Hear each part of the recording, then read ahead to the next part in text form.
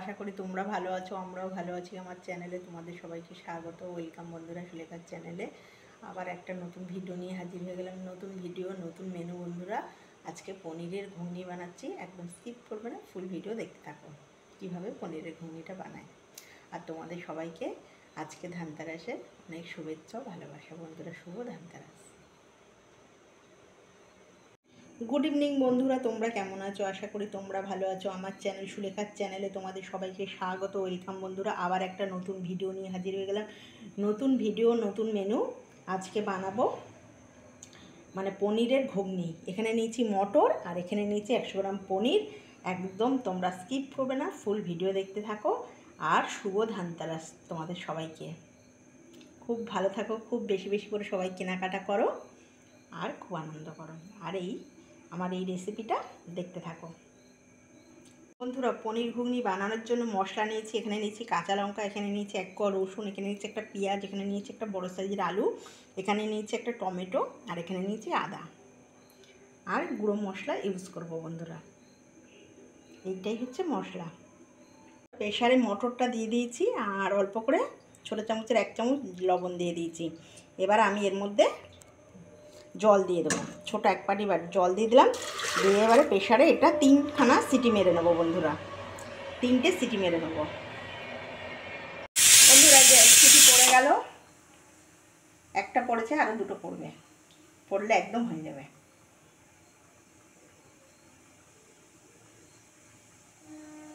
একটা পড়ুক।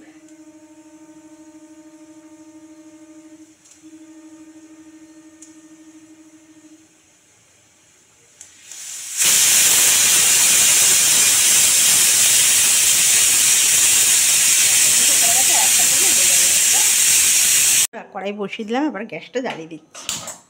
কড়াইটা গরম হোক, তারপর তেল দিয়ে আগে পনিরটা ভেজে নেবো সুন্দর করে বন্ধুরা। কড়াই গরম হয়ে গেছে, এবার সাদা তেল দিয়ে দিচ্ছি কড়াইয়ে।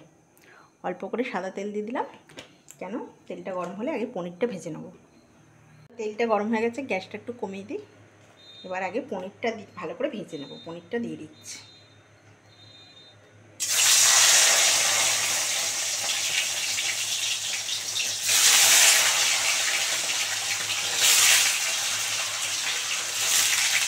পনিরটা দিয়ে দিলাম। এবার এর মধ্যে অল্প করে লবণ দিয়ে দেবো, একদম অল্প একটু লবণ।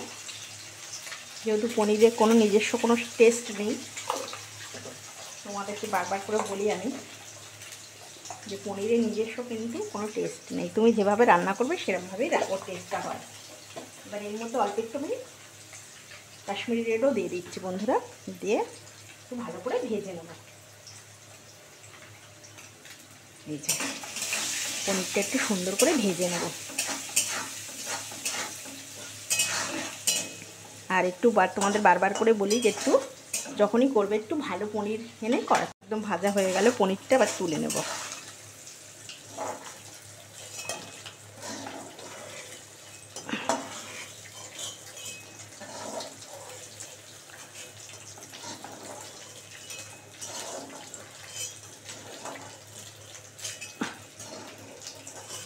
এই দেখো কি সুন্দর করে ভেজে নিয়েছি। এবার ওই পনির ভাজার তেলে একটু তেল দিয়ে দেবো বন্ধুরা। একটু সাদা তেল দিয়ে দিচ্ছি, অল্প করে সাদা তেল দিয়ে দিলাম। গরম হয়ে গেছে তেল। এবারে এই যে ছোটো চামচের 1 চামচ সাদা জিরা দিয়ে দিলাম আর 2টো তেজপাতা দিয়ে দিলাম ফোড়ন। এটা আমি ঘরোয়া পদ্ধতি করছি, তোমরা ফোড়ন দিলেও দিতে পারো, নাও দিতে পারো বন্ধুরা। এই যে এবারে একটা আলু দিয়ে দিলাম কেটে ছোট ছোট করে।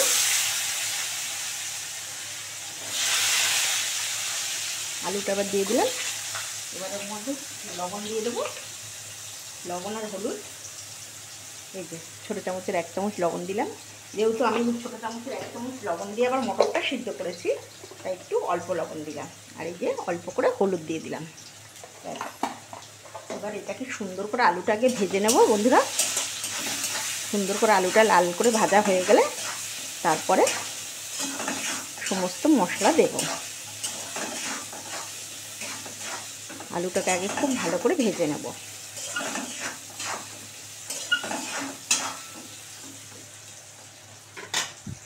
বন্ধুরা এবার আলুটা মোটামুটি মানে ভাজা হয়ে গেছে, এবার মধ্যে পেঁয়াজ আর লঙ্কাটা দিয়ে দিচ্ছি। একটা পেঁয়াজ দিয়েছি বন্ধুরা। আর ঝাল তোমরা যেরকম যে খুশি খেতে পারো, যেহেতু আমরা একটু ঝালটা বেশি খাই তাই একটু বেশি লঙ্কাটা দিই, যেহেতু আমাদের বাড়ির সবাই একটু ঝাল বেশি খাই আমরা। তোমরা কম খেলে কম দেবে। পেঁয়াজটা একটু লাল করে ভাজা হয়ে যাক, তারপরে সব পরপর করে সব মশলা দিয়ে দেবো এক এক করে।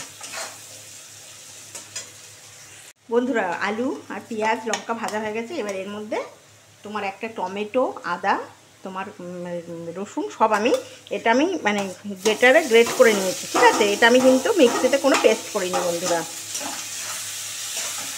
পেস্টটার একটা স্বাদ আর এইটার একটা স্বাদ, এরমভাবে বানিয়ে খেয়ে দেখবে, এটার স্বাদটা একটু বেশি ভালো লাগে, বুঝেছো?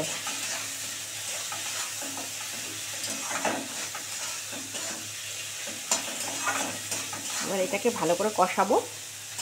এবার এর মধ্যে আমি আস্তে আস্তে মশলাটা দিয়ে দিই। খুব সুন্দর একটা গন্ধ বেরিয়ে গেছে অলরেডি। এই যে এর মধ্যে দিয়ে দিচ্ছি ছোটো চামচের 1 চামচ জিরের গুঁড়ো, আর ছোটো চামচের এই যে 1/2 চামচ দিয়ে দিচ্ছি ধনের গুঁড়ো। আর এখানে কালারের জন্য বন্ধুরা এটা কিন্তু ঝাল না, এটা হচ্ছে কাশ্মীরি রেড, অল্প করে কালারের জন্য কাশ্মীরি রেড দিয়ে দিলাম। এটা কিন্তু বারবার বললাম এটা কিন্তু ঝালের জন্য নয়। দিয়ে এবার এটাকে আমি খুব সুন্দর করে কষাবো। একদম ভালো করে না কষালে এটা টেস্ট হবে না, নাহলে মশলাটা রসুন আর আদা দিয়ে কাঁচা গন্ধটা বেরোলে না ভালো লাগবে না খেতে। সুন্দর করে কষাতে হবে।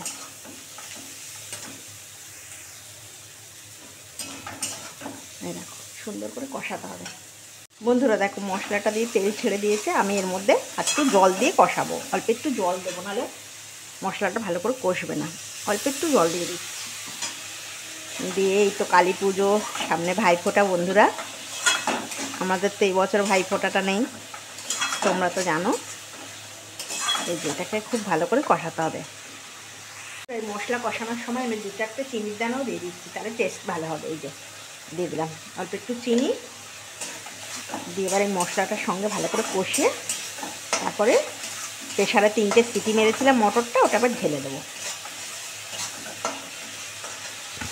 পুরো মশলা ভালো করে কষে গেছে, এবার প্রেশারে সিদ্ধ করা আমি মটরটা দিয়ে দেবো ওর মধ্যে। এই যে ব্যাস দিয়ে দিলাম।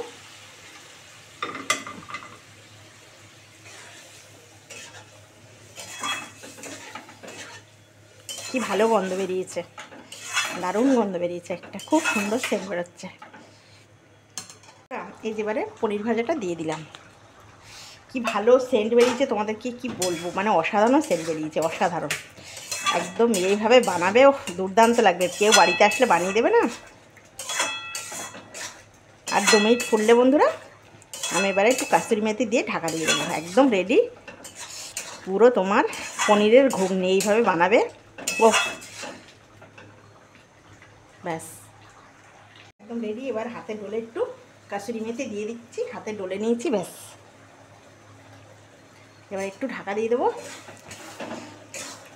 অসম্ভব ভালো গন্ধ একটা বেরিয়েছে, ব্যাস। এবার এটা আমি তোমাদের কাছে সার্ভ করে ফেলবো।